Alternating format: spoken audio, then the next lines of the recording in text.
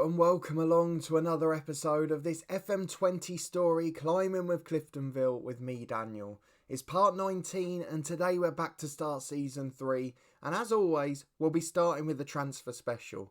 Now those of you that were with us last season will know that we had some brilliant players on loan at the end and that not many of them were going to stay. So this summer transfer window sort of been about damage limitation, trying to replace some of the stars we've had, knowing that we couldn't get the originals, trying to get a few more on permanent deals because we needed a little bit more experience in the big games. We knew we were going to get some loan players later in this window, but we wanted to make sure we had some good players in the core of the club. And that in turn means that we don't have to go through this process of damage limitation every summer because we've already got a core of 6 or 7 players. So I feel like we're gradually getting towards that. We've still got 1 or 2 areas in the team that are significantly weaker than last year. And that will always happen at this sort of club because the loan players don't normally become available till a bit later. Certainly not the best ones or the ones that are familiar. So we're going to get into all of that and have a look at what we've done so far. As you can see here, we've started to make money as well.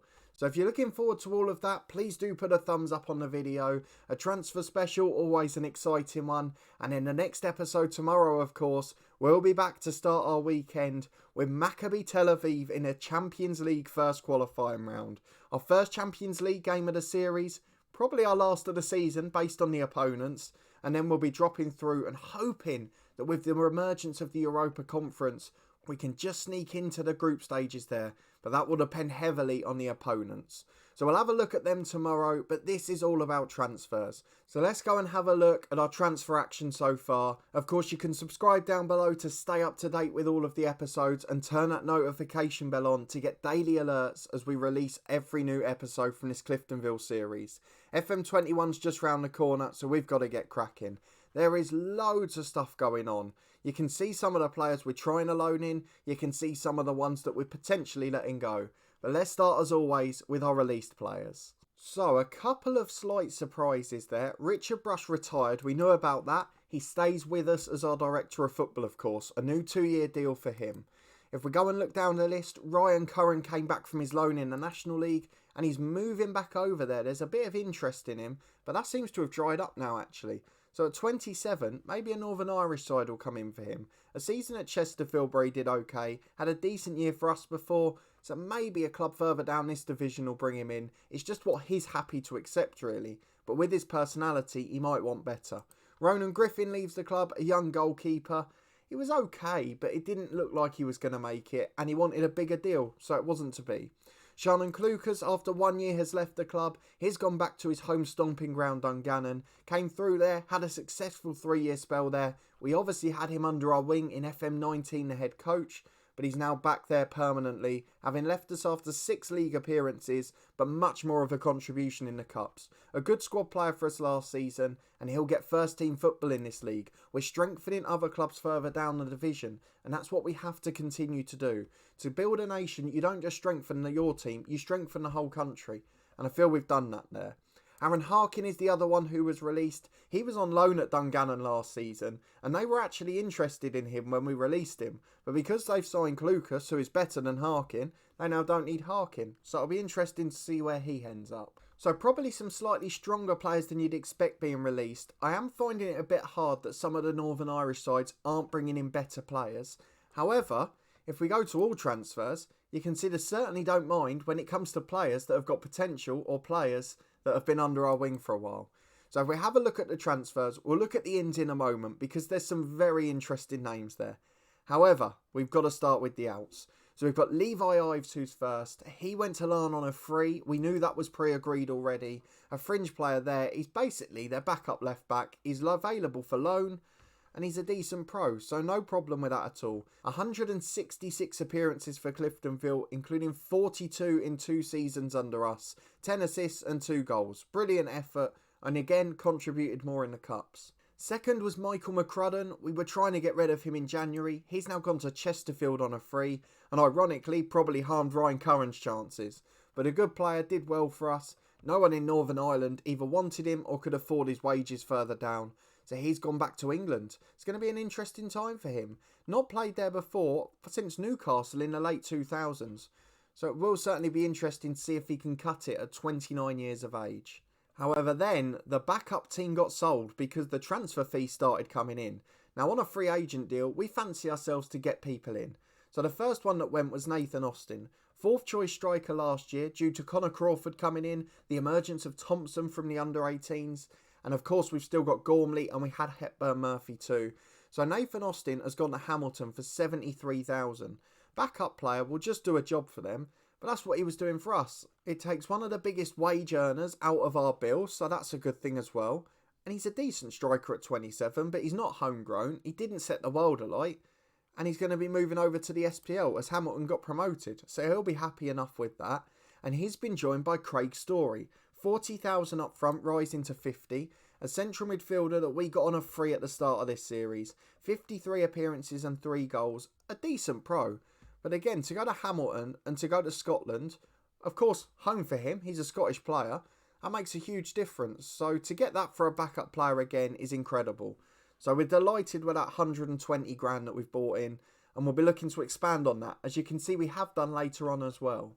But let's quickly move back to the loans and the free agents. Aaron Donnelly has gone on loan to Coleraine for the season, had his first season with Coleraine and then went to Portadown last year. They missed out on promotion on away goals, so unfortunately he's going back to Coleraine in the top tier. So a good signing for them, strengthens them as well, and just means that our opponents keep getting better. Ronan Wilson has gone to Dundaley. They were relegated last season back to the second tier. He's a solid midfielder. He's a versatile pro, and I'm sure he'll do well for them. Chris Curran, after his loan spell at Coleraine last year, has gone on a permanent deal. He was out of contract. The fans are upset because he was a favourite here. Over 200 league appearances, skipper, team leader. But after last year out, we didn't miss him, so we had to let him go. And again, really strengthens Colerane's side. And finally, big money in again. Our third, or what was now fourth choice centre-half, Stephen Welsh, has gone to Larne for £80,000. 21-year-old Scott has had a year and a half with us, 21 league appearances since leaving Celtic, and a really good player. At this level, he'll mean that teams like Larne can perhaps compete in Europe further down the line. So a really good player. In a full-time setup, he should become a good player, and he's earning over £2,000 a week, which will suit him personally. But for us, he was fourth choice. We got in a third choice on a free, and to sell him for £80,000 was an absolute no-brainer. Don't forget, our primary objective is still turning professional as quickly as possible, and people like Stephen Welsh will allow that to happen, because if we can make £200,000 off those three, who are nowhere near the first team squad, we're probably fighting to get on the bench for games. That's going to make a big difference long term. So I'm really pleased with those three moving on, and certainly for the fees we've got in. But now on to the ins. There's 5 that are done so far. There's a few more that may well be done. And you can see in terms of the loans, we're trying to replace last season. So we've got left back, right back, centre forward. Not yet able to get in a central midfielder, but we have been able to do a little bit more business on that front. And there's one player actually that's not listed there. So we're going to go and have a look. It's 6 signings actually. One's at the end of last season. So we'll get through these 5 and then we'll go to that one last. So we've got Ben Hall, who came in first. We did have him on trial in January when he was released from his former club. A Northern Irish international, 1 appearance, 3 for the under-21s as well. And at 24 years of age, he has 3-star ability, 4-star potential. We've upped our wage budget slightly, but we're trying to keep everyone under that sort of fee still. And for £575 a week, a solid player. He's up there with competing for the first team. Connor Johnson's still here. The one loan we did manage to extend was Saul Shotton. So we've got Ben Hall competing with those two and real good backup, which is why Welsh could go. So I'm really pleased with that one. He's been playing for Falkirk in the Scottish leagues. He's played for Notts County down in England, and he's played for Motherwell in the SPL as well. So as well as being an international player, he's a really good pro across the board. Moving on, we've got a man that's known well to Premier League fans, Nico Williams, who's coming through at Liverpool. 4-star ability, 5-star potential. Rated slightly better than Kane Wilson, who we had last year. It was between this guy and Luke Matheson, but for Nico Williams, it's £775 a week. For Matheson, it was £1,900. So for players where there's not much between them, that has to be the priority. So he's naturally a right wing back, can play right back as a wing back, which is what we do. And I feel like he'll suit our tactic down to the ground. He's playing for the under-21 Euros for Wales. He's already played for Liverpool. He's played for Kilmarnock and Shrewsbury as well. So he's got good experience at his age, and he's going to be a really good player for us. So I'm looking forward to seeing him in Europe and across the season for us. Not yet made a league appearance for Liverpool here, but played plenty for them in the Cups and will continue to be a good player moving forward. And then we've got a player that we came up against once last year, and that man was on loan at Hamilton Academical, so he's been replaced by Nathan Austin now, but Adam Idar from Norwich has come in on loan. He's basically this season's Rashawn Hepburn-Murphy. I don't know if we can compare the two. I wonder if he's still there. Let's go to Hepburn-Murphy and do it, because they're the players that we're hoping later on in the window we can perhaps bring in. But if we go to our comparison here, let's just see what the differences are between the two. So Hepburn-Murphy, slightly better defensively, which doesn't really matter. He's one better attacking, one better vision. Slightly less good for speed and physicality, same mentally, and slightly less good aerially. So with the types of crosses and things we're putting into the box, I'm hoping that Idar might score a few more headers. But in terms of Hepburn-Murphy's attributes, it's very similar in terms of style, in terms of role, and in terms of what he wants to achieve. He scored goals at Hamilton last season, he's played for Pompey and Norwich where he scored goals in the EFL, and he's an under-21 international for Ireland where he's also fairly prolific, 1 in 2. So at the top end of the budget for £1,000 a week, he could be an absolute superstar. And my word, if later on we can get Hepburn-Murphy as well, then we could have a strike force that could compete at the top, probably even in the Championship. So I'm really pleased with that signing. We've got a like-for-like replacement, and at the start of the summer, I didn't think there'd be any chance of that. So Adam Idar's the new hero. We did manage him briefly in the head coach this year when we took over Ireland for a couple of months, and there, him, Troy Parrott and one other were first choice. So we've got good options there, and I'm pleased that Idar has joined the club. Fourth on the list is a left-back replacement. Ryan Burke rejected us despite the club wanting him to come in, and Reece Norrington Davis joins us from Sheffield United. Now the reason I know him so well is because in real life he's just joined my beloved Luton Town and is now our first choice left-back as well. So Norrington Davis, 22 years of age, 26 under-21 caps for Wales, is £1,400 a week. We've had to go big for this one. The other options were all 1,500 or more, and Norrington Davis is definitely the best. 3.5 star ability, 4.5 potential. We had no left back at the club and European fixtures were coming. We panicked, but we managed to get a good player in. So a brilliant fullback. You can see his attributes suit us down to the ground. He's naturally attacking. He's played in the EFL for Rochdale for 2 seasons in a row, in the National League for Barrow before that. And he's just got all of the quality in the world. I really think he's going to be a good player. In real life, I've already seen plenty of assists from his crosses, and I'm hoping there'll be more this year, certainly with the front two we've got. But Norrington Davis, what a signing that is, and I'm not actually that upset that we've had to pay a bit more. And then lastly, is those of you that are following the Dorking Wanderers series, or have done this year, will know Matthew Smith very well. Released from Arsenal, was of course on the bench in their most recent FA Cup final in real life, that one against Chelsea. But here, Matthew Smith has joined us on a free. So for £500 a week, 4-star ability, 5-star potential, became a club legend at Dorking Wanderers, contributing to 2 or 3 promotions. And here, he's a good passer of the ball, he's a good playmaker, can play box to box if needed, but not the best physically. And mentally, very good, very hard working, likes to control the game. And I just thought, for the price that we could get him for, £500 a week, that's a superstar deal. So Matthew Smith comes in from Arsenal. I'm delighted with that one. And of course, it's nice to have a returning face on the channel, something we haven't had too often in this series. So they're the 5 signings that we've made in this window officially so far. We mentioned Saul Shotton, who's joined on loan again, still just £50 a week. But there is a central midfield partner for Matthew Smith who is missing. And we need to go and have a look at him because he was signed towards the end of last season. And it is none other than another former Arsenal youth player, but at the other end of his career, Henry Lansbury. I found him on a free agent deal at the age of 30, and he agreed to come on trial, and after a couple of weeks, agreed to join us for £725 a week.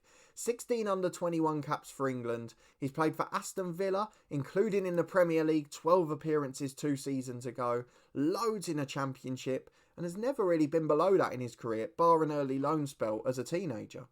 So I'm really pleased with Henry Lansbury. Versatile, strong in the middle, and a good experienced pro.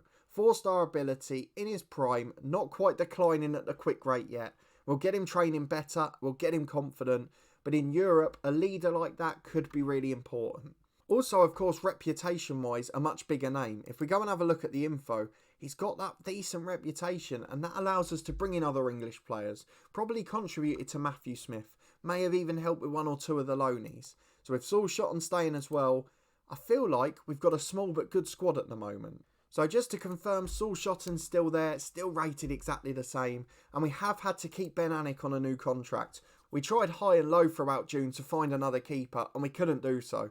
So we've signed Ben Alnwick on again, 50 quid less a week, and it gives us the option, if we do get a stronger one, to keep him as backup. But he's good enough for now, and it means we go into this European tie with a decent keeper.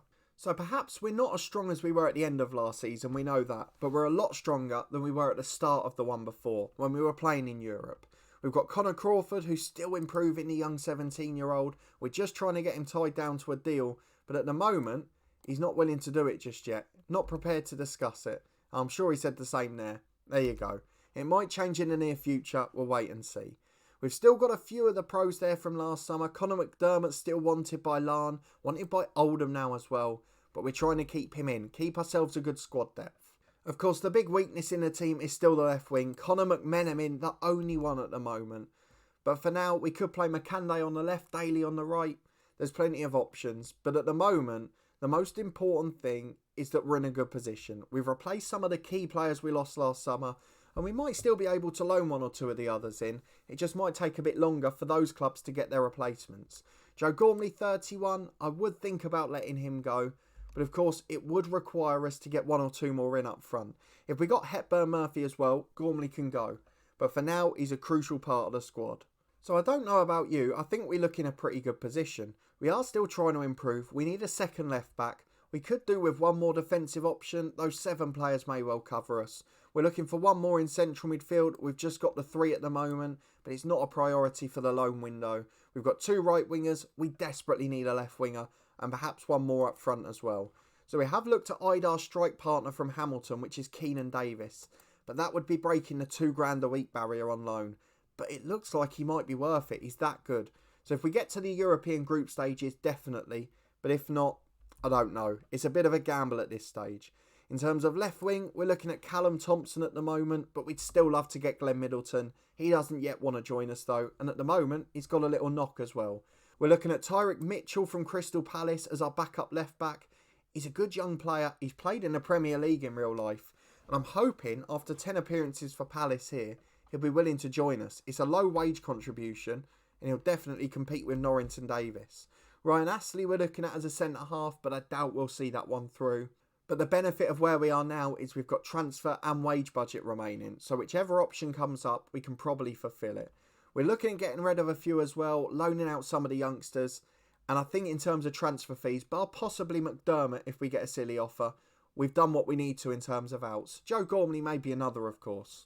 But given the circumstances and the disappointment of not getting the stars back from last year, Toby Edser incidentally has moved to another club, so he definitely won't be coming back. But the likes of Malumbi, Hepburn Murphy, of course Middleton on the left wing, they're potential ones for the future. We'll keep an eye on them. But we're in a good shape. We couldn't turn professional. That was rejected yet again. But we've of course now got Maccabi Tel Aviv coming up.